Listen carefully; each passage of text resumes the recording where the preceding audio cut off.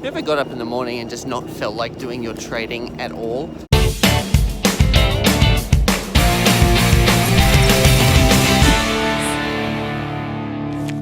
Well, right now I'm dragging my poor jet-lagged family, the girls are way back there, to see St. Paul's Cathedral in London. We just arrived in London this morning, hideously jet-lagged. Everyone's falling asleep on the tube.